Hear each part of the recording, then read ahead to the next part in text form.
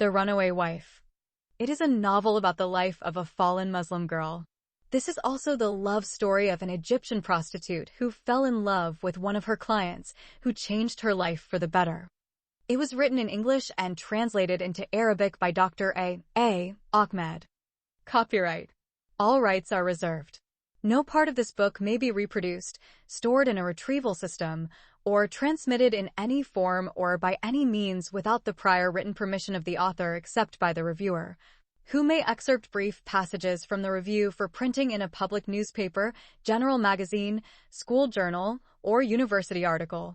All characters in this book are fictitious, and any resemblance to real people, living or dead, is purely coincidental. Chapter 1. Hafez sits by the window and constantly looks at the beautiful face of his friend Ikram. Her beautiful face, sexy semi-naked body, and long curly black hair always attract her to him. She was still asleep and half the day had passed. Beloved Hafez waited impatiently for his beloved Ikram to wake up. Every day they spent together was special, but that day would be different because, for the first time, Ikram agreed to reveal her past life to Hafez.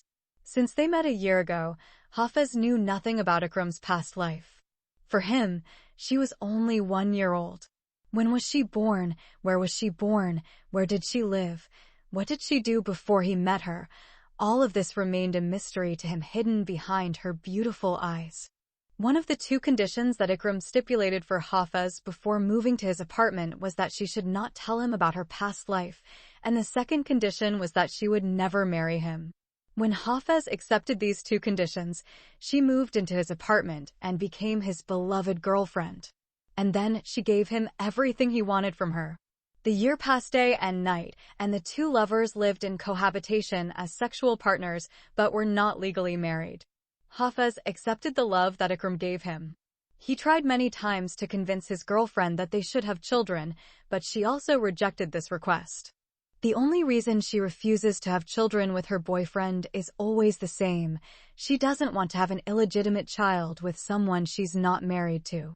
This is the only moral value that the Egyptian girl Ikram was determined to uphold throughout her life.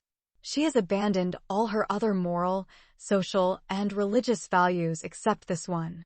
Before she met Hafez, she was living in a brothel, drinking alcohol, smoking cigarettes and hookahs, and selling local liquor and drugs. Even after she met Hafez, she didn't give up all her bad habits.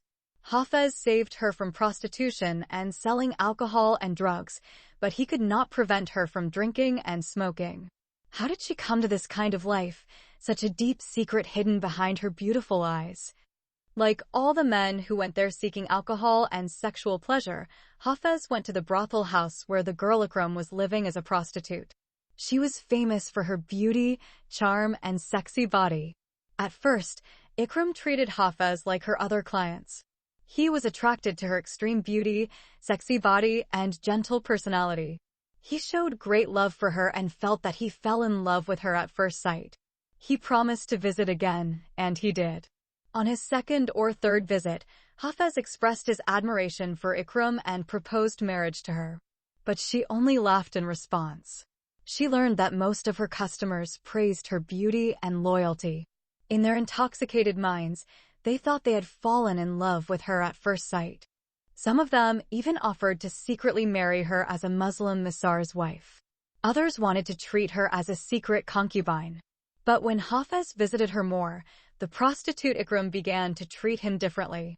She felt he was somewhat different from others. Moreover, she realized that he was sincere in his love. In a short time, his love was able to penetrate her physical body and touch her mind and soul.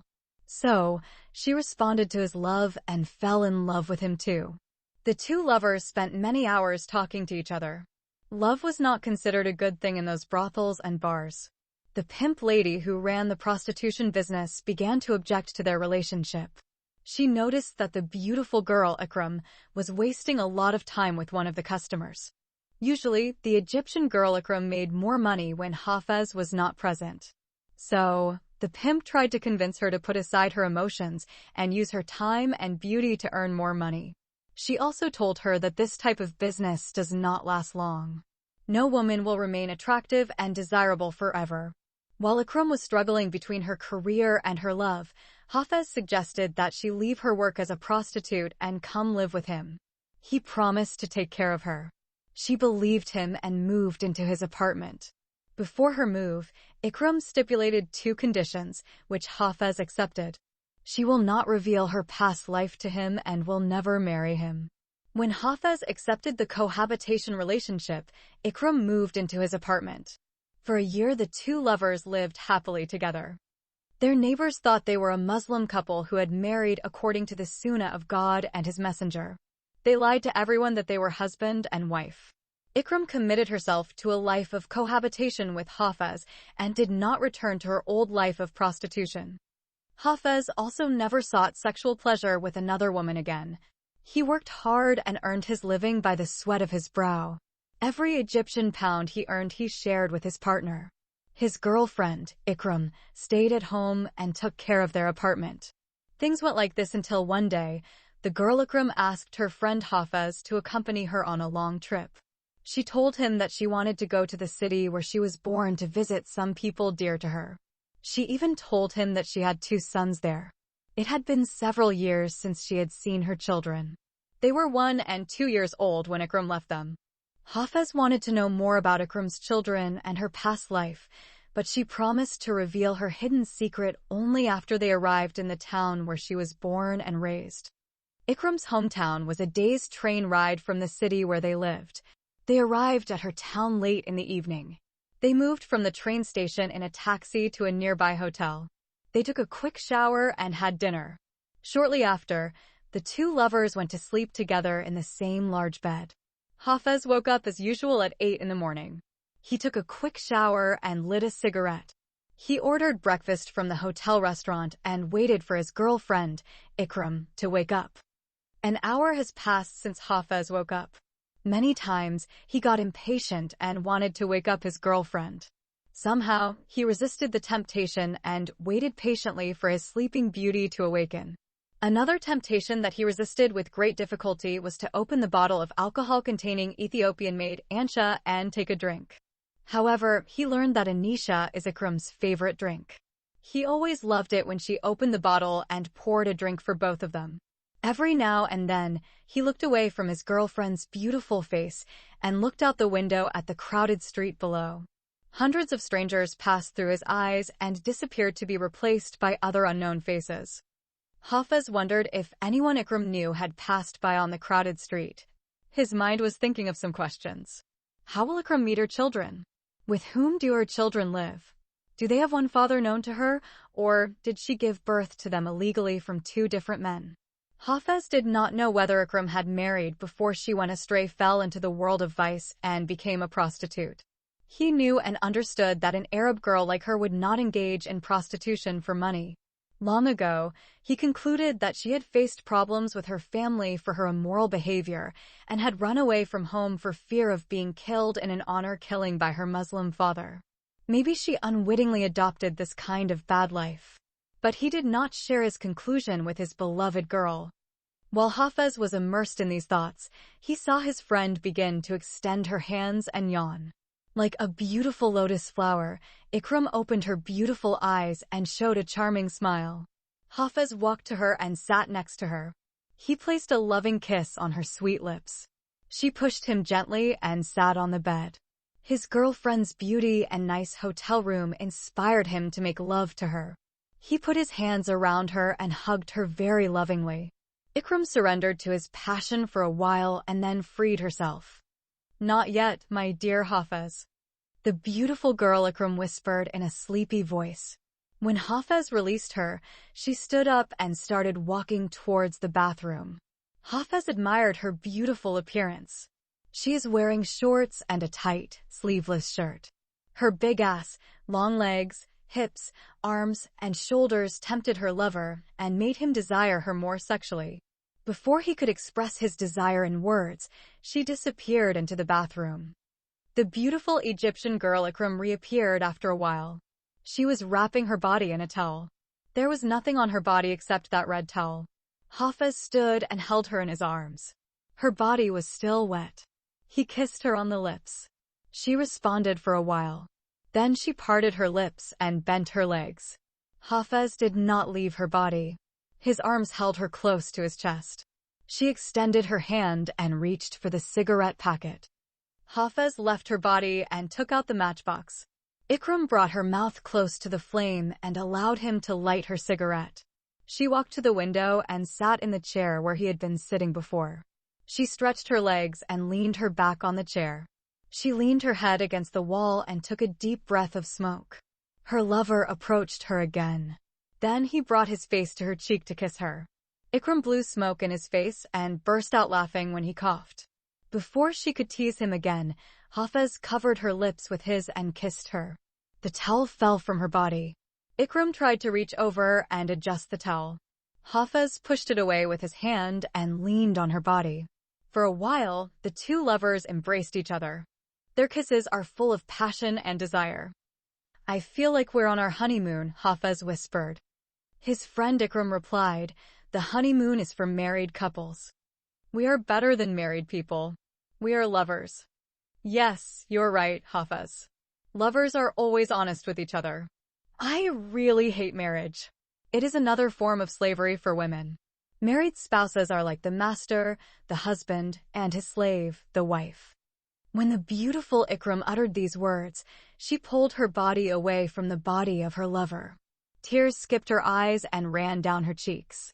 Hafez released her body and knelt beside her. He said, "Yes, my love," and he was still looking into her eyes. He saw many tears falling from her beautiful eyes. Ikram took her cigarette, which was half burned at the time. She inhaled a large portion of it. Then she looked at Hafez and said sadly, "I want a drink. I want something to relieve the severe pain I feel in my chest." Hafez went to the bag and took out the bottle of Anisha. He found 2 glasses and placed them on a table in front of his lover. Ikram opened the bottle and poured some of the drink into her boyfriend's cup. And then, she filled her cup too. "You shouldn't drink too much today, sweetheart. You will meet your sons and their father." Before Hafez finished speaking, he stopped and looked at Ikram.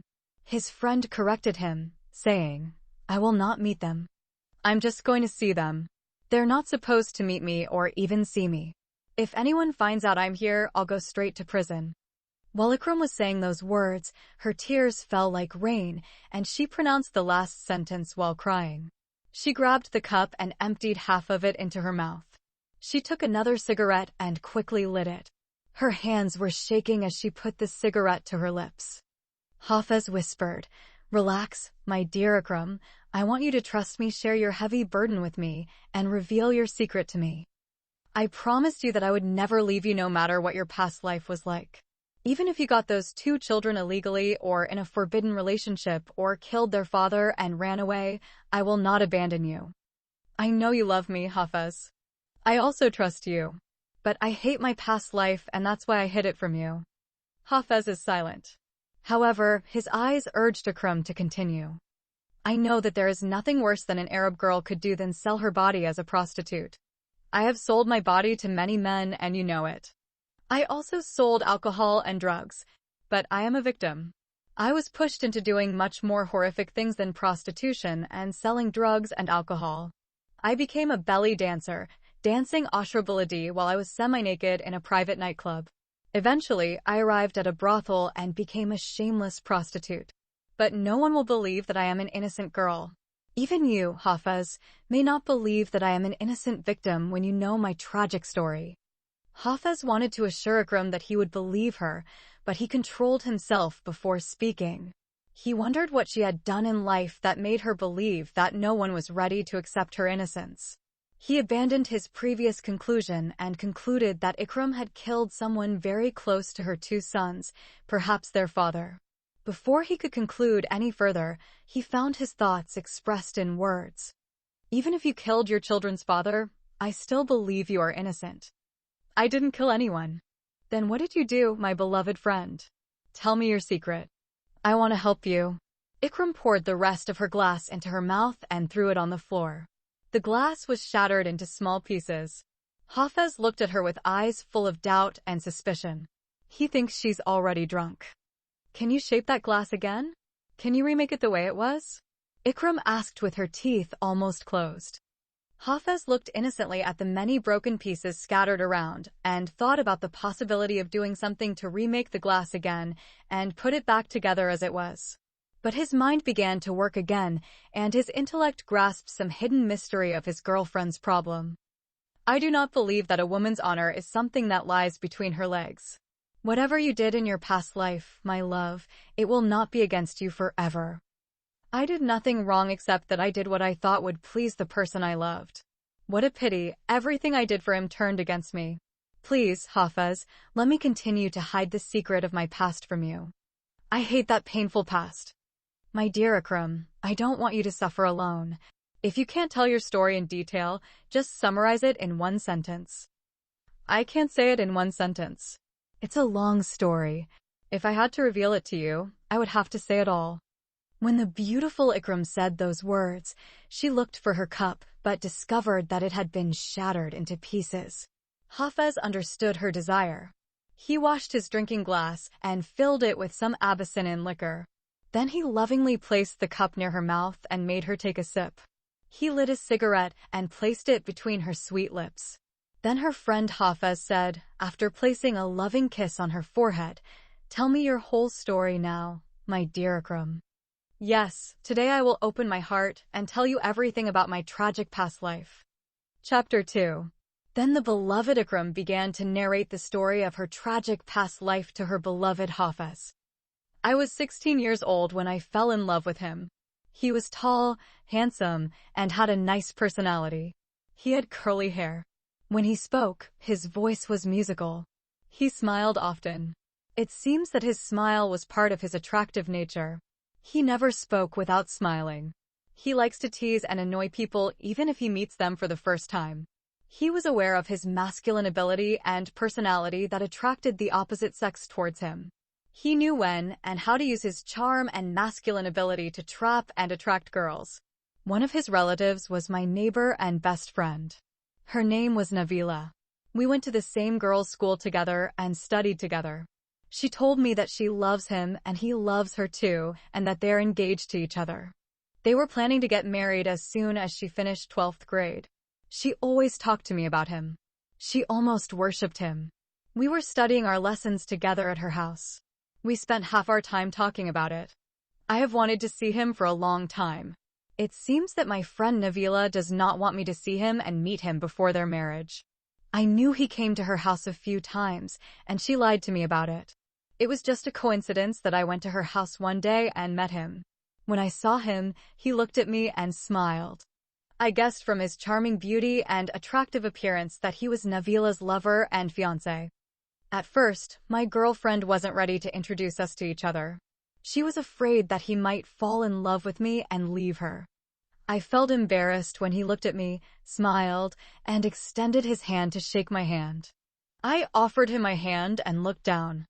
"Before you shake my hand, you should first tell me what your name is," he said to me. I took my hand away from him and looked at him in an angry mood. My friend Nabila said to him with a frown, "I'm sorry, I was supposed to tell you that this is my friend and schoolmate Ikram."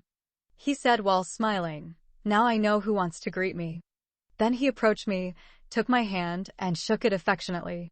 I was embarrassed by his friendly nature as if he knew about me before I saw him. "How old are you, Ikram?" "I'm 16 years old." "How tall are you?" "I don't know. Do you know how tall Nabila is?" "I don't know how tall she is, but I think she's shorter than you. So, if you tell me how tall you are, I can guess how tall she is." "But you should have asked her how tall she was before you asked me." "Yes, you're right. But height is not important for all girls." I wanted to know why he thought height was not important for all women, but Nabila spoke before me and changed the subject. I knew she didn't want our conversation to go any further. Nabila said quickly, "I know that my friend Ikram is in a hurry." "What do you want, Ikram?" She kept staring at me with an angry face. "I just want to borrow your history book. I left my book at school." Nabila quickly went to the study table and brought the book. She handed it to me and waited for me to leave. When I turned my back and started walking, he spoke to me again.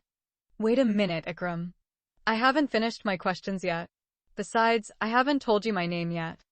She knows more about you than you do about her, Nabila said. What do you know about me? He asked excitedly. Before I could answer his question, he asked me another question. If you know as much about me as Nabila said, then tell me where I live. You live in your house, I said jokingly. He burst out laughing so hard he almost screamed. He slammed his hands on the table. He stood smiling and put his hands on his waist. He said, My dear Ikram, everyone lives in his own house. This is not an answer. You have to tell me where I live. You live somewhere in the city. Everyone lives somewhere in the city. Okay, I'll change the question. How tall am I or how old am I? If you answer either of these two questions, I will release you and let you go home. You're 6 feet 1 inch tall. You're 18 years old. You're in 12th grade. You live in the Al Nasser neighborhood. You love music and football. Want to be a musician in the future. Your favorite color is red. Is this enough knowledge about you, or do you want me to tell you more about yourself? Meanwhile, he was standing like a statue, and with every word I spoke, his eyes widened and his smile increased. I want an explanation, he said happily and very enthusiastically. Explanation about what? I asked him while laughing. How can you know all these personal things about me when I only saw you today? I looked at Nabila and smiled. Her face revealed discomfort. She seemed very angry and understood that I had betrayed her by revealing everything she had told me about him. He said, Look at me, my dear Ikram. Only a close friend knows so much about me. I know you don't know any of my friends. Tell me where you got this private and confidential information about me. I looked at Nabila. My eyes were begging her to intervene and save me from her lover and relative. She didn't respond. He understood my intention. Even Nabila doesn't know much about me. I said to him, challenging him, but she is your relative. So, what? I don't think I ever told her what I like or don't like. It's okay for her to know all this about her friend and relative. But Nabila is just my relative. She's not my friend. His direct and bold answer struck my friend Nabila like a thunderbolt. From that moment on, I began to doubt the veracity of her love affair with him. I couldn't believe that a boyfriend could be so rude to his beloved girlfriend and fiancé. I saw Nabila's face become very angry. Her eyes narrowed and a few drops of tears fell from them. I apologized to her and ran to my house. For 2 days, I avoided meeting Nabila. When I met her again, I discovered that her attitude towards me had changed. She told me that her fiancé apologized after I left. I did not know whether she meant that he apologized to her or to me. A few days later, she told me that he still loved her and considered her his fiancée and future wife. I ignored the whole matter and decided not to interfere in their romantic relationship. I don't remember how long it was until I saw him again. It was in Nabila's house again. He came one evening while Nabila and I were sitting in her compound and studying our lessons. The wound he caused in our friendship had healed by then. I almost forgot everything about him. I avoided talking to her about her fiancé, who she claimed loved her very much, and she loved him to the point of worship. He came that day with his school books. I ignored him and kept my gaze focused on my book. He sat quietly and said to us, "Peace be upon you both." Nabila responded to his greeting, but I did not open my mouth. However, his presence made my heart beat fast, and when I tried to talk to Nabila, I lost my voice. I have never felt such a wonderful and solemn emotional feeling towards any boy before. I couldn't concentrate on studying my book. He ignored me as I ignored him, and he talked more to Nabila. Their conversation upset me because I knew he wanted me to feel ignored. After some time, he gave a piece of chocolate to Nabila and threw another piece on my book. "Thank you," I said in a low voice. "I don't eat a lot of chocolate." "1 piece of chocolate is not a lot." He said that when he saw my hand pushing the chocolate to Nabila. When I didn't comment, he resumed, "Or maybe pretty girls don't eat a lot of sweets, because this may increase their sweetness." His comment about me made Nabila get up and leave. I didn't know whether she would come back again or not. She left me alone with him. I'm sorry if I said something inappropriate that might have offended Nabila. I always like to joke with people. I admit that I sometimes get in trouble for doing this. I was completely amazed by what he said to me in front of his girlfriend and fiancé. Thank God that Nabila came back and saved me from the trouble of being alone with her cousin. Shortly after that, I returned home. Nabila never told me anything about that second incident that hurt her feelings. I pretended as if nothing had happened that evening. Meanwhile, her fiancé made frequent visits to her house and became a member of our study group. With each passing day, I become more convinced that he does not love Nabila. His behavior confirmed to me that he liked me and wanted me to respond to his love. I started to love him too, and when he didn't come, I missed him. Meanwhile, Nabila did everything in her power to prevent us from falling in love together. One day, in her absence, he told me that he didn't love her. We exchanged quick questions and answers as Nabila went to bring us some tea. He said to me in a whisper, "Believe me, my dear Ikram, I do not love Nabila." "But she thinks you love her," I said to him in a low voice. "But love must be on both sides. Her love for me is one-sided, and I never told her I love you." "But at least you got engaged to her." "This is not true. It's something our parents said when we were little kids. But she takes it seriously. Therefore, she will be hurt if you withdraw now." "But I don't want to marry a girl I don't love." "You should have told her this a long time ago. And yet, it's not too late. Be honest with her and tell her the truth." "Believe me, Ikram, I have told her the truth repeatedly, but she does not want to give up. She thinks I am her relative and should marry her." "Why don't you marry her?" "She's a very nice girl." Before he could answer my last question, his cousin Nabila returned. That night he did something that put me in an awkward dilemma. I knew he loved me, and I felt the same way about him, but I wanted him to solve the problem of his fiancée, Nabila, first. While his cousin was busy reading her book, I felt his hand touch mine under the table. Then I felt a piece of paper fall on my lap in the area between my hips. I placed my book on my lap and quickly slid the paper inside. I have never felt more afraid in my entire life than that day.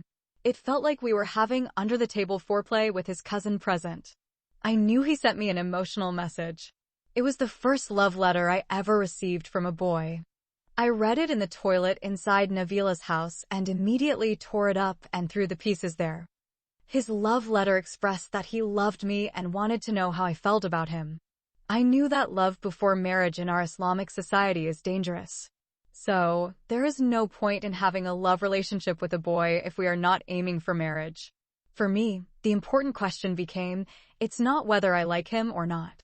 What I hesitated to know before committing to a romantic relationship with him was the issue of marriage. For that reason, it took me a long time to respond to his first emotional message to me. In my response, I made the issue of his engagement to Nabila the subject of my letter. He responded to my request, informed Nabila of our love affair, and officially broke off their engagement. My friend, colleague, and neighbor, Nabila, boycotted me and never spoke to me again for the rest of her life.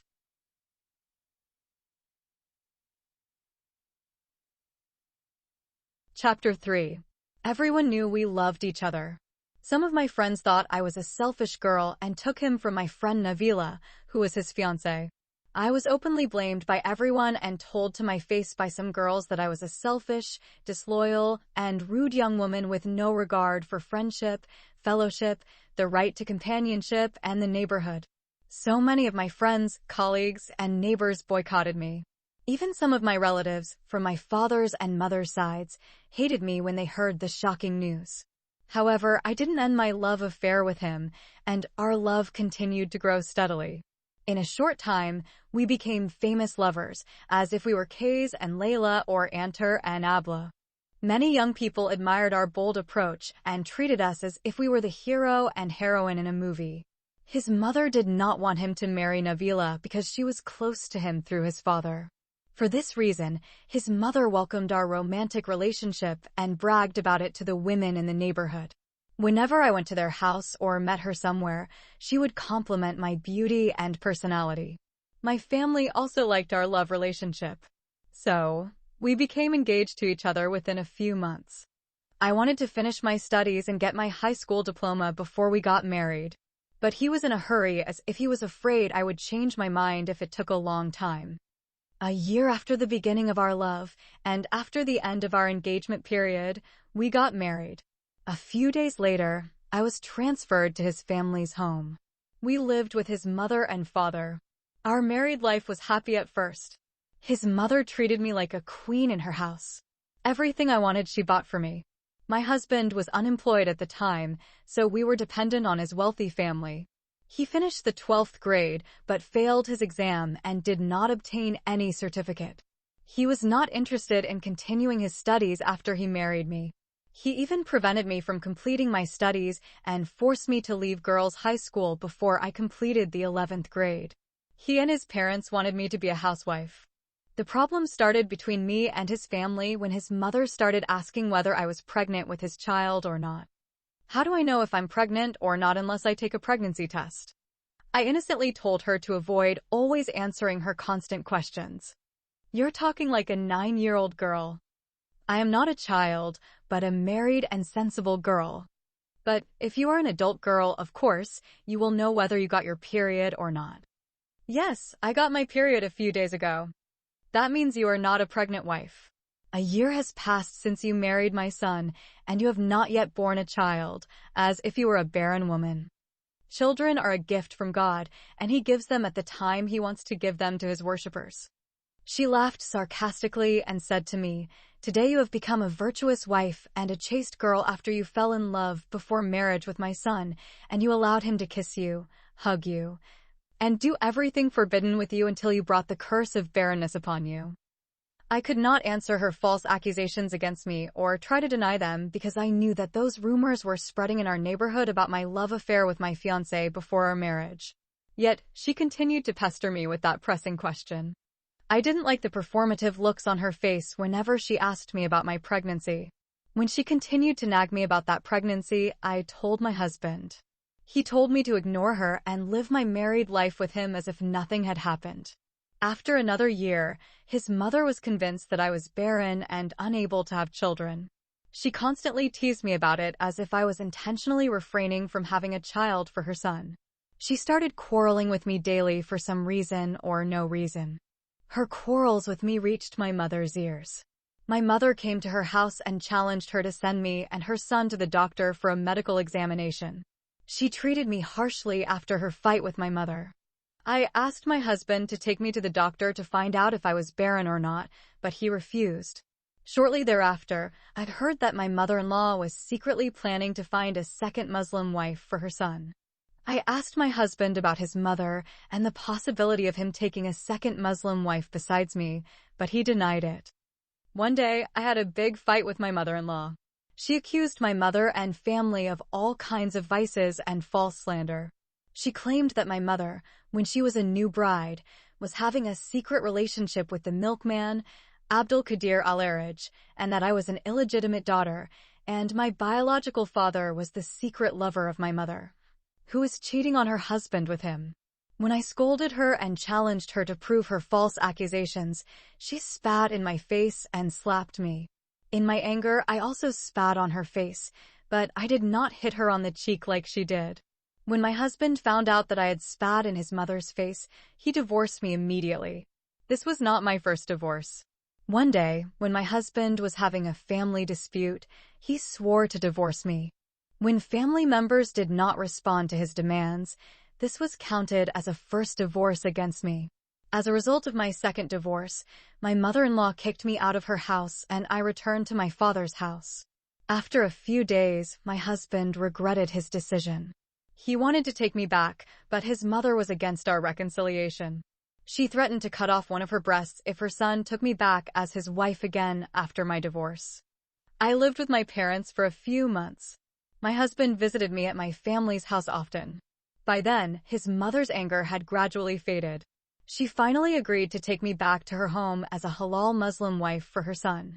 My husband asked me to apologize to her for spitting in her face, which I did. When I moved back in with her, she changed her attitude towards me. We lived in peace for a few months. But one day my mother came to my house and told me the sad news that I hardly believed it. She told me that my husband wanted to marry his cousin Nabila. She is my friend, colleague, and former neighbor who was engaged to him before he fell in love with me. I did not believe my mother until I asked my husband about his intention for a second Islamic marriage. He admitted it reluctantly. I asked him to divorce me immediately. He refused to release me. His main argument was that he wanted to have a child with Nabila to bear his name. I was afraid to go to a doctor and have a medical examination to find out if I was really barren. When I confirmed that my husband wanted to marry Nabila, I left his house without his knowledge and returned to my parents' home. My husband came to me a few days later. He apologized to me and promised me that he would not marry Nabila if I returned to him. I accepted his apology and returned to his house. I knew that if I did not have a child, my husband would marry a second wife sooner or later. Nabila would certainly be willing to marry him as a challenge to me and in revenge for her belief that I stole her lover and fiancé from her and married him treacherously and betrayed our friendship, as everyone believes. At first, I wanted to go to a doctor and get an examination without my husband knowing. But I was afraid to do an examination without informing him. Instead, my neighbor took me to a magician man. He was a witch doctor named Faki Mahmoud, and he was very famous. He was originally from Upper Egypt, from southern Egypt. He was young and handsome. He belonged to the same tribe as my husband. They are both black Nubians from southern Egypt. He was famous for his success in his magic healing career. He assured me that I would have a child if I agreed to trust him for my infertility and pay a certain amount of money. Before I paid the amount to him and agreed for him to treat me for the problem of sterility that I thought I was suffering from, I spoke with my mother, and she liked the idea and agreed to pay the required amount. We paid the money secretly without the knowledge of my husband and his parents, and Faki Mahmoud began his treatment for me.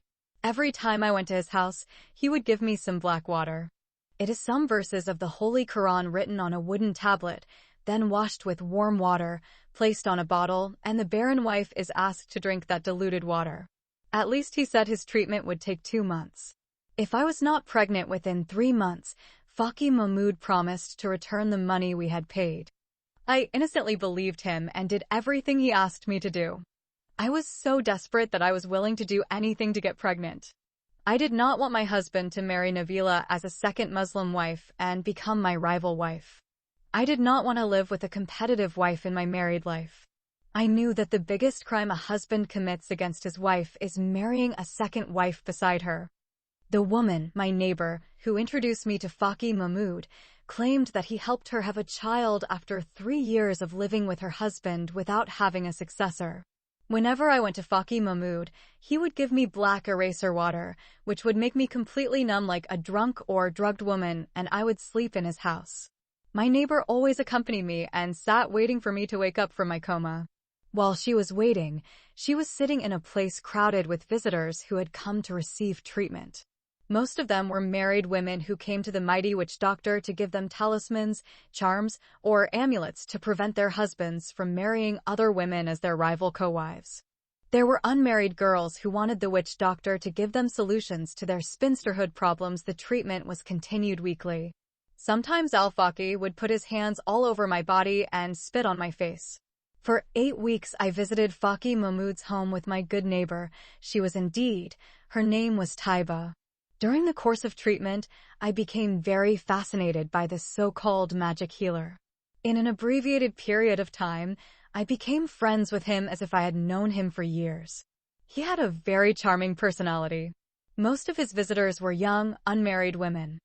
On the last visit, the witch doctor asked me to make sure that my husband would sleep with me that night and have sex with me until my womb was filled with his child and I became pregnant. My husband knew nothing about my visits to Faki Muhammad. Meanwhile, the date of his second marriage to his cousin Nabila was secretly set. But my mother learned about it from a neighbor and informed me about it again. When I asked my husband, he admitted that he wanted a second Islamic marriage to Nabila because he wanted to have children with her. As he told me, as a man, Sharia allows him to marry 4 wives at the same time. He read to me part of Surah An-Nisa, verse 3, which allows a man to have multiple wives. So, marry as many women as you like, 2, 3, or 4. This time I left his house and was determined never to return again. I also stopped going to Faki Mahmoud. It was heartbreaking and humiliating for me and my family when my husband married my neighbor and former colleague Navila and celebrated their marriage publicly. After my husband married my ex-girlfriend, I considered my marital relationship with him to be over forever. My love for him gradually died, and I regretted that I fell in love with him and married him. I felt that I had made a big mistake in causing the breakup of his previous engagement with Navila. I thought he lied to me about his love affair and engagement with her. He left her, abandoned her, and betrayed her when he saw my amazing beauty and lusted after my sexy body. Moreover, I concluded that she would bear him children and everyone would consider that God had cursed me with barrenness and punished me for the evil, selfish, and greedy actions I had committed against my friend.